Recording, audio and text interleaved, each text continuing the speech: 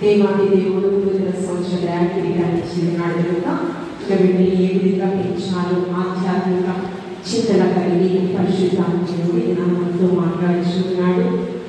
వాక్య భాగాన్ని చదువుకుని ప్రార్థన చేసుకుని వాక్య ధ్యానంలో వెళ్ళాలండి. మార్కు సువార్త 10వ అధ్యాయము 11వ వచనం నుంచి చదువుతున్నాము. తమ చిన్న బిడ్డలను పుట్టవలనని కొందరు ఆయన ఎద్దకు వారిని తీసుకుని వచ్చేది. అయితే శిష్యులు వారిని తీసుకుని వచ్చిన వారిని గర్తించేది. యేసు వారిని చూసి కోపపడి, చిన్న బిడ్డలను నా యొద్దకు రానివ్వండి, వారిని ఆటంకపరచవద్దు, దేవుని రాజ్యము ఇలాంటి వారిని. ప్రార్థన చేసుకుని వాక్యాన్ని ధ్యానం చేసుకున్నాము. ప్రేమానుభవం కలిగిన మా తండ్రి, స్తుతులకు పాత్రుడా, మా గొప్ప దేవానికి వందనాలు. ఈ దినము నూతన సంవత్సర దీవెనను ఇచ్చినటువంటి కుమార్తె బట్టి వందనాలు. ఇది మొదలుకొని తన బ్రతికిన దినములన్నీ కూడా నీతో పక్షములు వెంట్రుగా కుమార్తె పట్ల మీరు మరింపచేయండి. నిష్టానుసారంగా సంకల్పంలో జీవించు భాగ్యము తల్లిదండ్రులకు పెంచేటటువంటి జ్ఞానము మీరు దయచేసి ప్రభువా వాక్యానుసారమైన జీవితం జీవించిన నీ జ్ఞానాన్ని బలపరిచిన క్రీస్తు పరిశుద్ధ నామములో అడిగి వేడుకొని ప్రార్థిస్తున్నాము తండ్రి. ఆమేన్. యేసుక్రీస్తు ప్రభువారు సువార్త పరిచయంలో ఉన్నప్పుడు జన సమూహమే ఆయన్ని వెంబడించింది. అయితే ఏ ఒక్క వ్యక్తిని కూడా ఆయన తగ్గించి ప్రస్తావించిన పరిస్థితి లేదు. వ్యభిచారి అమ్మాని పిలిచాడు, కన్నతల్లిని మరియమ్మను అమ్మాని పిలిచాడు. చిన్న బిడ్డల యొక్క ప్రాముఖ్యత ఏంటో అనేది కూడా మనకి ప్రతి ఒక్క తల్లిదండ్రులకు తెలియపరిచినాడు. అవును, వీరిని ఆటంకపరచకూడదు, ఇలాంటి వారిదే పరలోక రాజ్యం. పరలోక రాజ్య పౌరులు చిన్న బిడ్డలు అని చాలా స్పష్టంగా తెలియపరిచినాడు. చిన్న బిడ్డలను పోలి వీరి లోకంలో బ్రతకాలని శిష్యులతో కూడా పలుమార్లు కొత్తగా చెల్లించాలి మీరు అని పలుమార్లు. ఎందుకంటే చిన్న బిడ్డలు పసిబిడ్డలు కల్మషం లేని హృదయాలు, మరి పాపము, ఈ లోక మాలిన్యం ఏమీ తెలియదు. ఇలాంటి వారిని పరలోక రాజ్యం అని చెప్పి వారిని దగ్గరికి తీసుకుని కౌగిలించి వారిని ఆశీర్వదించెను అని ఆ ముందు వచనాలలో కూడా ఉంది. కౌగిలించుకుని ఆశీర్వాదం పొందే స్థితిలో మనం అందరూ ఉండాలని దేవాది దేవుడు ఆశపడుచున్నాడు. అయితే ఈ యొక్క చిన్న బిడ్డలు కావచ్చు, బిడ్డలు కావచ్చు, మనం ఆలోచన చేసినట్లయితే ఈ యొక్క కీర్తనకారుడు 127వ సంకీర్తనలో 3వ వచనంలో కుమారుడు యెహోవా అనుగ్రహించు స్వాస్యము, గర్భఫలము ఆయన ఇచ్చు బహుమానం. ఎవరిచ్చు బహుమానము? త్రియేక దేవుడు ఇచ్చు బహుమానము మాత్రమే. పుట్టినరోజు వేడుకలలో, వివాహ మహోత్సవాలలో కూడా ఘనమైన కార్యాలలో కొన్ని బహుమతులు ఇస్తూ ఉంటారు. బహుమతులు ఇస్తూ ఉంటారు. ఆ బహుమతులని చాలా జాగ్రత్తగా మనము భద్రపరుస్తాం మన గృహంలో. అంతకంటే శ్రేష్టమైన బహుమానము పరలోక సంబంధమైన ఆశీర్వాదము భార్యాభర్తల దాంపత్య జీవితం వలన మాత్రమే కాకుండా ఇది దేవుని ఉచితమైన కృప వలన పొందుకున్న బహుమానం. గర్భఫలము యెహోవా ఇచ్చు బహుమానం కదా. ఈ బహుమానం మనకి ఇస్తున్నాడు. దీన్ని చాలా జాగ్రత్తగా మనం ఉంచాలి, భద్రపరచాలి. మరలా దేవునికి లెక్క అప్పచెప్పాలి. ఒక మారు నేను ఒక బహుమానాన్ని ఇచ్చాము, దాన్ని ఏ రీతిగా నీకు పెంచావు అనేది దేవాది దేవుడు మనల్ని ప్రశ్నించే సమయం ఒకటి ఉంటుంది. దీని వెనుక సమస్తము అధికారం ఒక దేవాది దేవుడికి మాత్రమే ఉంది. మనం పెంచే బాధ్యత మాత్రమే అనిపించాడు దేవాది దేవుడు. అందుకని కుమారుడు ఎదిగిన మొక్కల వలె కుమార్తెలు నగరించబడిన మూలకంబాల వలె ఉన్నారని 144వ సంకీర్తనలో, 128వ సంకీర్తనలో కూడా లోకిట బాల్య ఫలించు ద్రాక్షావళి వలె భోజనపు బల్ల చుట్టూ ఒలీవ మొక్కల వలె ఉండాలని దేవాది దేవుడు ఆశపడుచున్నాడు. ఈ ఆశీర్వాదాలను మన బిడ్డలు స్వతంత్రించుకోవాలి చూడాలి అంటే మనం వారిని పెంచే విధానము వాక్యానుసారంగా ఉండాలి. పెంచే విధానము వాక్యానుసారంగా ఉండాలి. అందుకని ఎఫెసీయులకు రాసిన పత్రికలో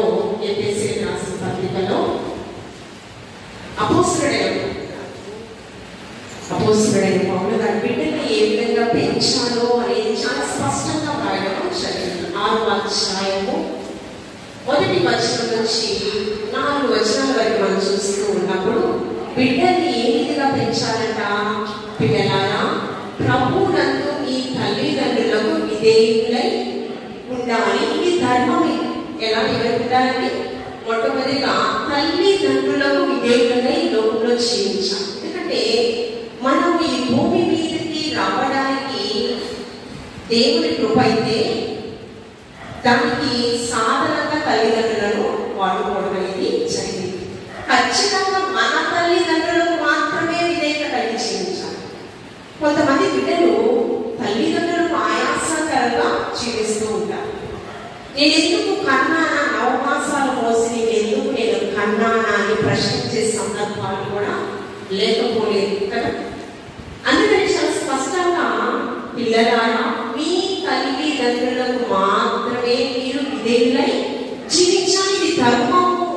అంటే ఇది ఒక ఆజ్ఞగా దేవాది దేవుడు మనకిచ్చాడు. విధేయులుగా అనేది మనం చూసినప్పుడైతే యేసుక్రీస్తు ప్రభువారు కూడా విధేయత చూపించారు పరమతండ్రికి. ఆయన ఏ విధంగా విధేయత చూపించాలనేది మనం ఆలోచన చేసినట్లయితే ఈ యొక్క పరిశుద్ధ గ్రంథంలో రోమిలకు రాసిన పత్రిక 5వ అధ్యాయము 19వ వచనంలో ఏ విధంగా ఒక మనుషుని వలన అవిధేయత ఎలాగ వచ్చెనో, ఎలాగా అనేకులు పాపులుగా మార్చబడ్డారో, అదేవిధంగా ఒకరి విధేయత వలన కూడా అనేకులు నీతిమంతులుగా ఎలా వచ్చిందంటే, ఒక మనుషుని వలన వారి యొక్క అవిధేయత వలన ఈ లోకంలోని గట్ట పాపం వచ్చిందంట. మరలా మరొక వ్యక్తి ద్వారా విధేయతగా చూపిన విధానాన్ని బట్టి ఈ లోకంలో నీతిమంతులుగా మనమందరూ కూడా చేర్చబడ్డాము. మరలా మనం చూస్తూ ఉన్నప్పుడు ఫిలిప్పీయులకు రాసిన పత్రిక 2వ అధ్యాయము 8వ వచనం, సర్వమానవాళి అవిధేయత వల్లే ఈ లోకంలో పాపం వచ్చింది. మనం నీతిమంతులుగా నిరపరాధులుగా తీర్చబడుటకు దేవుని విధేయతే కారణము. అందుకనే ఫిలిప్పీయులకు రాసిన పత్రిక 2వ అధ్యాయం 8వ వచనంలో ఆయన ఆకారమందు మనుష్యునిగా కనబడి మరణం పొందినంతగా, అనగా శిలువ మరణం పొందినంతగా తండ్రికి విధేయత చూపించి తనను తాను తగ్గించుకున్నాడు. శరీరధారిగా కృపా సత్య సంపూర్ణుడిగా లోకరక్షకుడైన యేసుక్రీస్తు ప్రభువు ఆకారమందు మాత్రమే మనుషుడిగా ఉన్నాడు.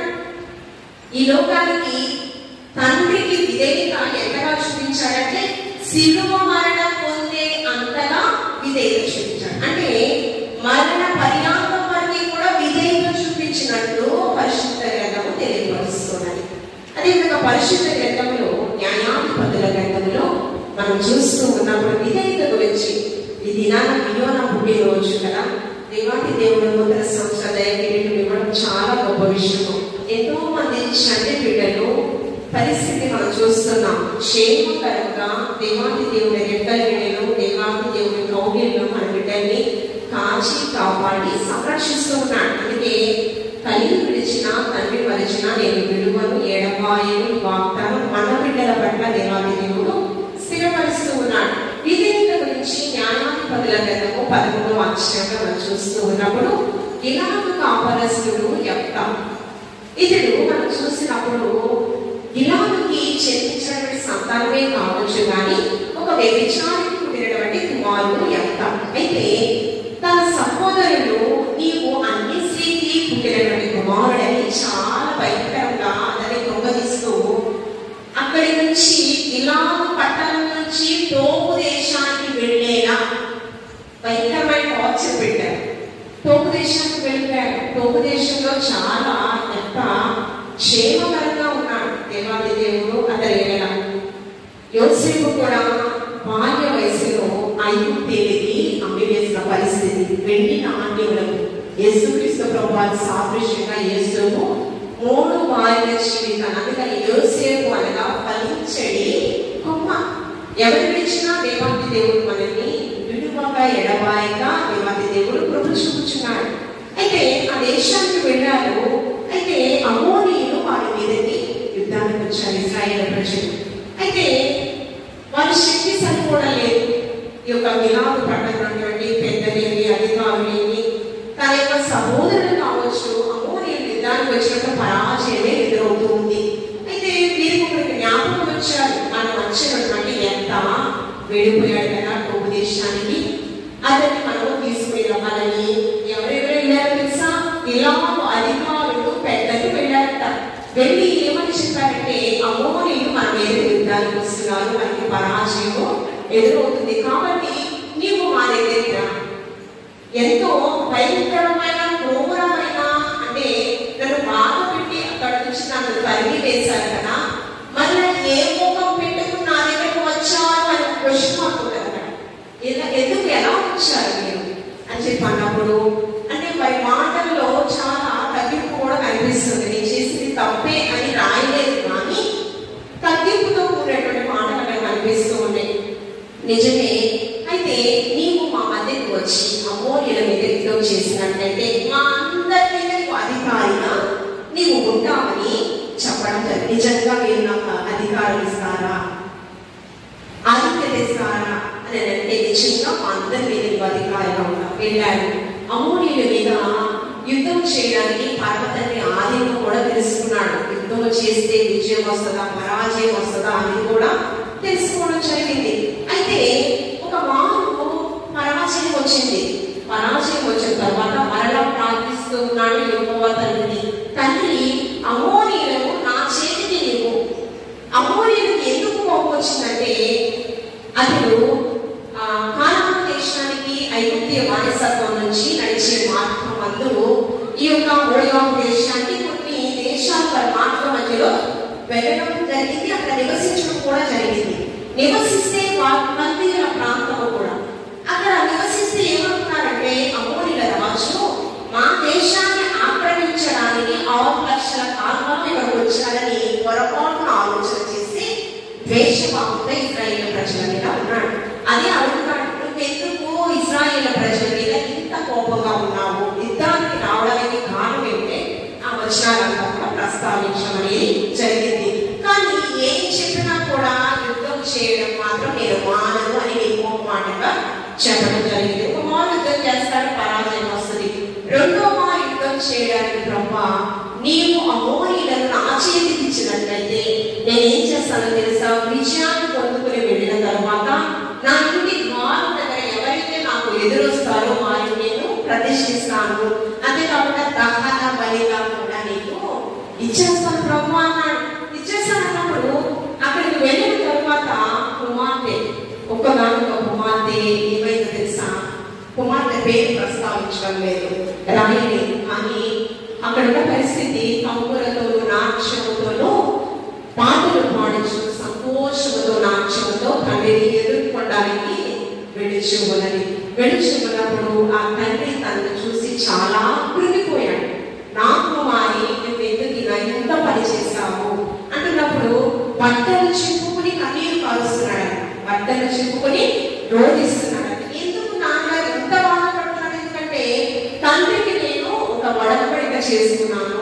ఆ వడబడిక ఏంటంటే నేను ప్రతిష్ఠించాలని, లేకపోతే తర్వాత దహన బలిగా అర్పించాలని, ఏమని నాకు ఎదురైతే వారిని అని నేను ప్రామిస్ చేశాను, ఒక వడబడిక చేసుకున్నాను అన్నప్పుడు తండ్రికి నీవు చేసినటువంటి వడబడికను వెనుకకు తీసుకోవాలి.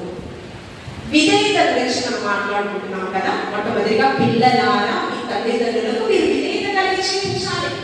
మనం ఏమంటాం చెప్పండి, నిన్ను నేను ప్రతిష్ఠించేస్తాను, నేను దహన బలిగా చేయాలనుకున్నా అంటే ఏమంటాం? నిజంగా యథార్థంగా మనం మాట్లాడుకోవాలి. అప్పుడు ఏమంటామంటే నా ప్రమేయం లేకుండా నీకెలాగా, నాతో మాట్లాడకుండా సంప్రదించకుండా నీకెలా తీర్మానం తీసుకున్నావు. ఏమన్నాడు తెలుసా, తండ్రికి నీవు వడబడిక చేసుకున్నావా, నీవు చేసుకున్న తీర్మానాన్ని నెరవేర్చు, వెనుకకి మాత్రం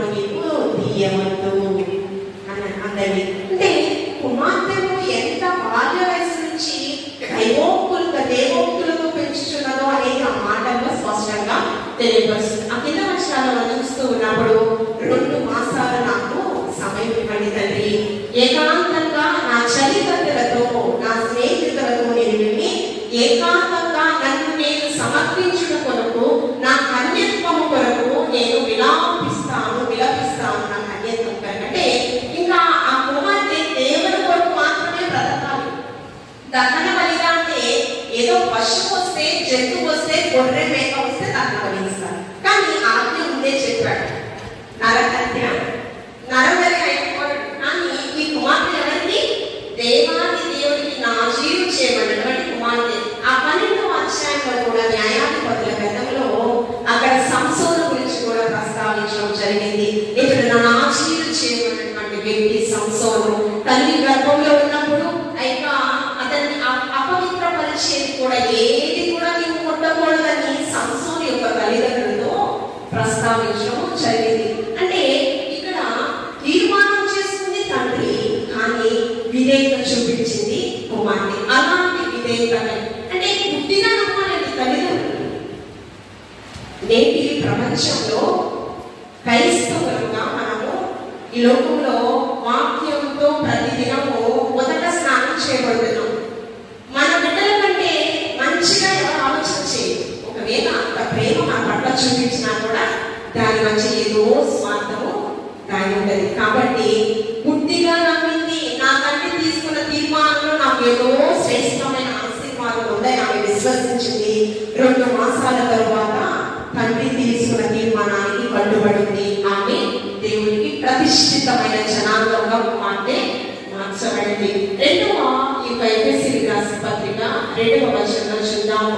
నీకు మేలు కలుగునట్టు నీకు మేలు కలగాలంటే ఏం చేయాలి? నీ తండ్రిని తల్లిని ఏం చేయాలండి? సన్మానించాలి. తల్లిదండ్రులను సన్మానించాలి. తల్లిదండ్రులను సన్మానించకపోతే మన కళ్ళంట ఏమండి భయంకరమైన పరిస్థితి, భయంకరమైన మరణం మనం పొందుకుంటామన్న. తల్లిదండ్రులను సన్మానించువాడే దీర్ఘాయుష్మంతుడు. యేసుక్రీస్తు ప్రభువు తల్లిదండ్రులను సన్మానించాడే కాబట్టి ఇప్పుడు దీర్ఘాయుష్మంతుడిగా చరిత్రలో ఆయనను కనపరుస్తూ అనుకున్నాం. సన్మానించటలో మరణ పర్యాంతవరకు కూడా సన్మానిస్తూనే ఉన్నాడు. ఆయన మరణానికి చేరువయ్యే సమయమందు కూడా మరియమ్మ కన్న తల్లి బాధ్యత విడిచిపెట్టలేదు. యేసుక్రీస్తు ప్రభువు రొమ్మున ఆనుకున్నటువంటి శిష్యుడికి ఇదిగో నీ తల్లి అని ఆ బాధ్యత, అమ్మా ఇదిగో నీ కుమారుడని ఆ బాధ్యతను నెరవేరుస్తూ ఉన్నాం. తల్లిదండ్రులను సన్మానిస్తే మనము దీర్ఘాయుష్మంతులం అవుతాము. నిజమేనండి. తల్లిదండ్రులను సన్మానించినటువంటి సమయాలు బాల్య వయసులోనే పాలు విడిచిన తరువాత దేవుని మందిరంలో అంటే తల్లి పాలలో అయినా కల్మషం ఉంటుందని, కానీ ఆత్మ సంబంధమైన పాలలో కల్మషం అనేది ఉండదు. కాబట్టి నీవు నాకు కుమారుడికు ఆ కుమారుడు నేను ప్రదర్శిస్తానని ముందుగానే తీర్మానం చేసుకుంది. వెంటనే దేవుని మందిరంలో విడిచిపెట్టింది. సన్మానించాడు కనుకనే బాల్య వయసులో తల్లిని విడిచిపెట్టి తండ్రిని విడిచిపెట్టి వెళ్ళిపోయాడండి. ఎక్కడున్నాడు? యెరూషలేము దేవాలయంలో మందస్సము ఆగిపోకుండా దాన్ని జాగ్రత్తగా చూస్తూ ఉండేటటువంటి ఒక గొప్ప బాధ్యతలో అక్కడ ఉన్నాడు. బాలుడైన సమయంలో నేను కూడా ఒక పాట నేర్పించాను. బాలుడైన సమయంలో దేవుని స్వరం విన్నాడు, బలమైన కార్యాలు చేశాడు. మనుషుల దయలో బంధిలేను, దేవుని దయలో కూడా. తల్లిదండ్రులను సన్మానిస్తే ఆ దినాలలో ఏమీ దైవజనుడితో దేవుని స్వరం మాట్లాడలేదు, దైవజనుడితోనే మాట్లాడలేదు. కానీ సమూయేలు గ్రంథం 3వ అధ్యాయంలో 1వ వచనంలో బాలుడైనటువంటి సమూయేలుతో దేవుని స్వరము మాట్లాడు మాట్లాడలేదండి. దేవుని సన్నిధిలో కోపం వేసేటటువంటి దైవజనుడితో మాట్లాడకుండా బాలుడైన సమూయేలుతో మాట్లాడుతున్నట్టే మౌలిక విషయం కాదండి. దేవుని యొక్క ఆత్మాభిషేకంతో నింపబడి ఉన్నటువంటి సమూయేలు బాల్య వయసు నుంచి తల్లిని తండ్రిని సన్మానించాడు కనుకనే దేవుని సన్నిధిలో నిలబడ్డాడు. బలమైన కార్యాలు చూడడం జరిగింది. 3వది మనం చూస్తూ ఉన్నప్పుడు తల్లిదండ్రులను సన్మానించేవాడు భూమి మీద దీర్ఘాయుష్మంతుడు అగుదుడు. 3వది మనం చూస్తూ ఉన్నప్పుడు ఇది వాగ్దానముతో కూడిన ఆజ్ఞలలో మొదటిది. తర్వాత 4వ వచనం కంట్రోల్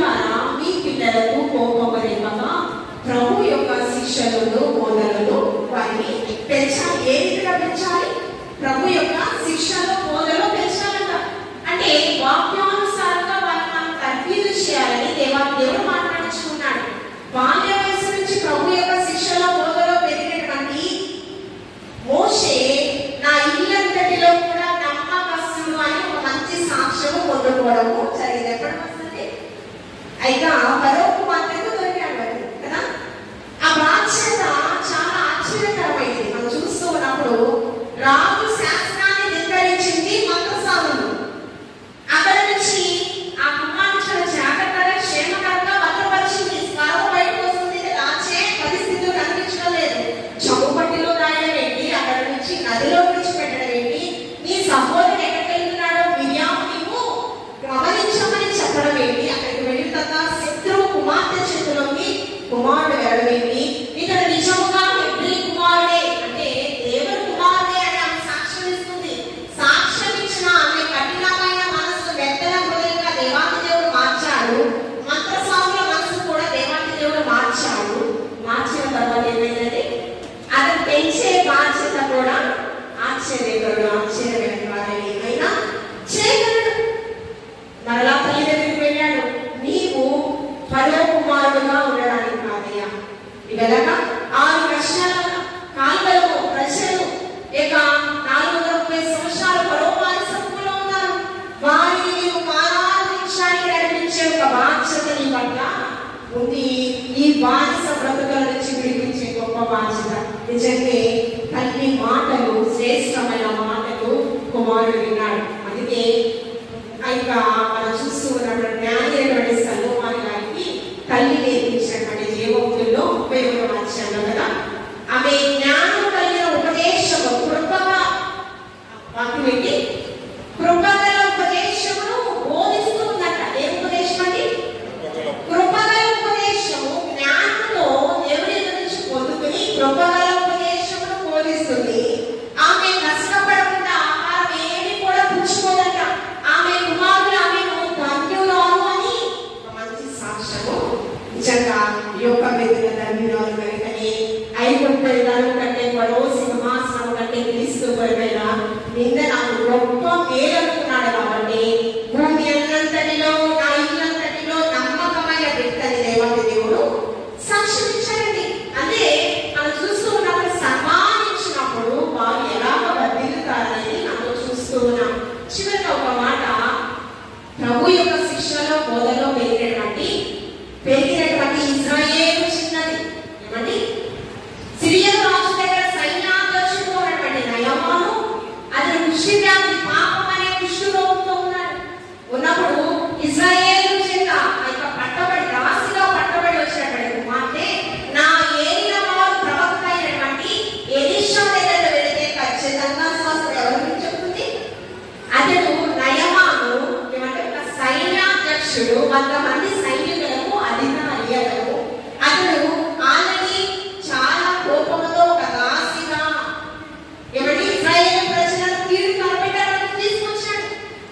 భయపడకుండా ఏం చేస్తుందండి, అయితే యజమానురాలికి సేవ చేస్తూ నా ఏలిన వాడు ఎక్కడికి వెళ్ళాలి, ప్రవక్త అయినటువంటి ఎలీషా దైవజనుడి దగ్గరికి వెళ్తే ఈమె ఎవరు నేర్పించారు? ప్రభు యొక్క శిక్షలో బోధన ఎవరు తగ్గి చేశారు? వారి యొక్క తల్లిదండ్రులండి. అంతేకాకుండా ప్రభు యొక్క శిక్షలో బోధనలో ద్వితీయోపదేశ కాండము 6వ అధ్యాయము 5 నుంచి 9 వచనాలు మనం చూస్తూ ఉన్నప్పుడు పూర్ణ హృదయంతో పూర్ణ ఆత్మతో నీ తండ్రిని ప్రేమించాలి. ప్రేమించినట్టే నీ బిడ్డకు నీవు ఏమి నేర్పిస్తావంటే దేవుని యొక్క వాక్యమును నీవు నేర్పిస్తావు. చూడండి ఆ చదువు 6, 7, 8, 9 చదువు. నీ బిడ్డలకు వాక్యమును అభ్యసింపచేయాలి. నీ ఎంట కూర్చున్నప్పుడు, త్రోవలో నడుచున్నప్పుడు, పండుకున్నప్పుడు, లేచినప్పుడు వాటిని గురించి నువ్వు మాట్లాడాలి. మాసికములుగా అవి నీవు కట్టాలి. అంటే ఏ ఒక్క సమయమందు పోతీఫర్ భార్య యోసేపుని పాపంలో ప్రేరేపణ చేసింది. ఏమో ఎటు నుంచి ఎటువంటి పాపం వస్తుందో నాకు తెలియదు. కాబట్టి సమయమందు అసమయమందు దేవుని యొక్క వాక్కును నీ బిడ్డలకి నీవు బోధించాలి. అది బోధించింది కాబట్టి అతను పాపంలోకి ప్రేరేపితం కాకుండా పారిపోయే యోసేపు ఫలించని కోపమనే దేవాది దేవుడు. నిజంగా ఫరో అంతటి వాడిగా దేవాది దేవుడు ప్రధానమంత్రిగా గొప్ప ఆధిక్యతను ఇవ్వడం అనేది జరిగింది. మన బిడ్డల్ని ఏ విధంగా పెంచుతున్నాం అనేది గురించి మనం పరిశీలన చేసుకోవాలి. మన బిడ్డలు పుట్టినది మొదలుగురి కూడా మనం ఆ రీతిగానే పెంచుతున్నాం. ఏమో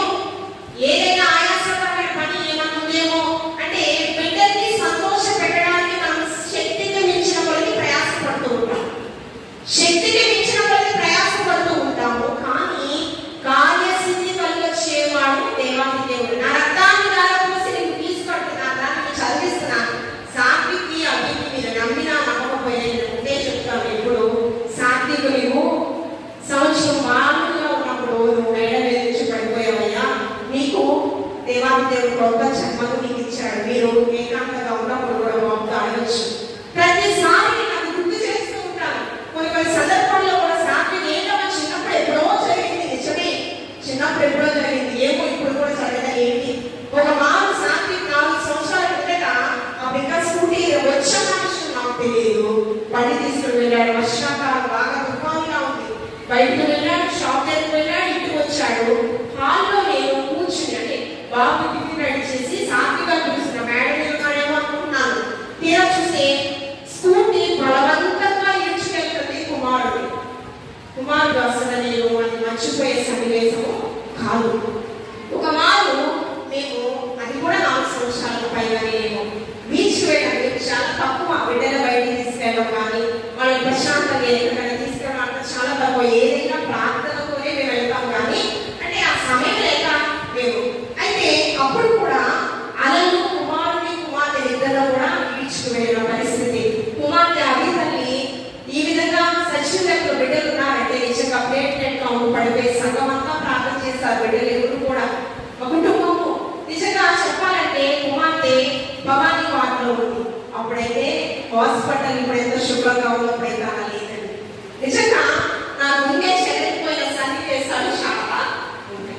అందుకని ఎక్కడి నుంచి ఏ ఆపద వస్తుందో నాకు తెలియదు. అందుకని ఇర్మియా తల్లి ఏం చెప్తుంది, తల్లికి అంగలాంటి విద్యను నేర్పించింది. ఆ ఇర్మియా గ్రంథంలో చూస్తూ ఉన్నప్పుడు వీధిలో చెంది బిడ్డలు రాజమార్గంలో ఎవరు లేకుండా చేయడం అపవాది యొక్క ఉద్దేశం అంట. కాబట్టి అపవాది ఎవరిని విరుగుమా అని గర్జించు సింహమని. కాబట్టి మనం ఏం చేయాలి, వాక్యం అనే ప్రాకారాన్ని ప్రార్థనని నా బిడ్డలకి కట్టాలి. మనం ఎన్ని చేసినా కూడా దేవుని యొక్క కృప లేకపోతే వారు క్షేమంగా ఈ లోకంలో బ్రతకడండి. చివరిలో ఒక వాక్యం మనం చూద్దాము. అంత్య దినాలలో దేవాది దేవుడు కుమారుల మీద కుమార్తెల మీద నా ఆత్మాభిషేకాన్ని నేర్పుచానని అంటూ ఉన్నాడు. చూడండి, ఈ యొక్క అపోస్తల కార్యములు 2వ అధ్యాయము 11వ వచనంలో మనం చూస్తూ ఉన్నప్పుడు అంత్య దినములలో నేను మనుష్యులందరి మీద నా ఆత్మను కుమ్మరిస్తాను, కుమారులను కుమార్తెలను ప్రవచించెదరు, నీ యవ్వనులు దర్శనాలు చూస్తారు. మన బిడ్డలు ప్రవచించి అంటే జరగబోయే కీడు ముందుగానే దేవాది దేవుడు బయలుపరుస్తాడు. అటువంటి ఆత్మాభిషేకంలో దైవజనులే కాదండి, ఇక్కడున్న రక్షణ పొందుకున్న ప్రతి ఒక్కరు కూడా ఆత్మాభిషేకము ఇవ్వాలని దేవాది దేవుడు ఆశపడుతున్నాడు. ఆత్మాభిషేకం మనం పొందుకుంటే మనకు వచ్చేటువంటి మెయిన్ ఏంటంటే ఎటువంటి కీడు మన బిడ్డలకి రాదండి. కాబట్టి మనం ఆత్మాభిషేకం పొందుకునే వరుసలో ఈ యొక్క అపోస్తల కాలంలో 7వ అధ్యాయంలో కూడా చూస్తూ ఉన్నప్పుడు రోదే అనే చిన్న బిడ్డ, ఆ చిన్న బిడ్డ కూడా గురించి మనం కూడా చిన్న మాట. ఒక దినము సువార్త ప్రకటించినటువంటి పేతురుని చెరసాలలో బంధించేశారు. సగమంతా ప్రార్థన చేస్తుంది, అత్యాశక్తితో ప్రార్థన చేస్తుంది. విశ్వాసంతో పేతురు విడుదల పొందాలని విశ్వాసంతో ప్రార్థన చేస్తున్నారు. ఈ విషయం మాత్రం ఎవరికి లేదు, సంఘానికి లేదు. అక్కడ రోదే అనే చిన్న బిడ్డ ఒకటి ఉంది. ఆ బిడ్డ మాత్రము ఈ యొక్క పేతురు స్వరాన్ని, అభిషేకుని స్వరాన్ని, అపోస్తలుల స్వరాన్ని ఉదయం చిన్న పెట్టింది. పేతురు వచ్చాడు, కలుపు ఎరుగు నిల్చున్నాడంటే చిన్న వెండికి పిచ్చి పట్టింది అనే మాట అక్కడ నేలతో ఉన్నటువంటి మాట కూడా మాట్లాడటము జరిగింది. ఉదయం చిన్న బిడ్డ అపోస్తలుల కాలంలో 12వ అధ్యాయం 11వ వచనము అక్కడ మనం చూస్తూ ఉన్నప్పుడు హృదయాన్ని చిన్న బిడ్డ దైవజనుడి స్వరాన్ని ఉంది.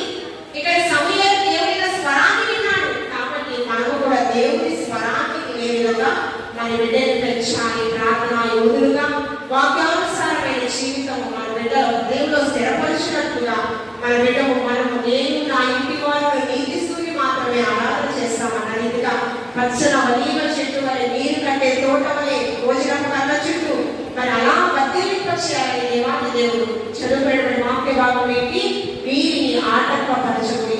ఏ విషయంలో ఆటంకపరచాలో తెలుసా, లోక సంబంధమైన విషయాలలో ఆటంకపరచాలి. ఆధ్యాత్మిక చింతన కలిగే విధంగా మన బిడ్డ మనం పెంచాలి.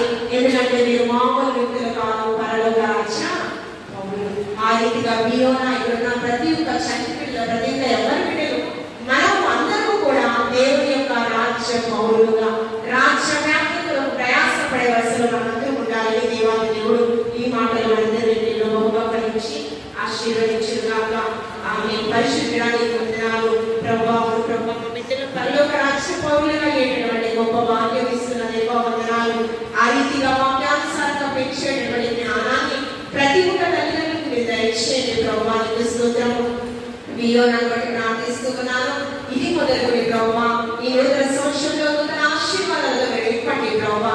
నీ సన్నిధిలో ఎక్కేటటువంటి గొప్ప భాగ్యం మాకు మాత్రమే దయచేయండి. వరాలిస్తున్నటువంటి మరొక గర్భఫలాన్ని బట్టి వందనాలు. సుఖమైన ప్రసవాన్ని దయచేయండి ప్రభా. మేమందరూ కూడా ప్రభా నీ రాకడలో ఎక్కబడే వరుసలో మీరు ఆశీర్వదించమని క్రీస్తు పరిశుద్ధ నామములో అడిగి వేడుకొని ప్రార్థించుచున్నాము తండ్రి.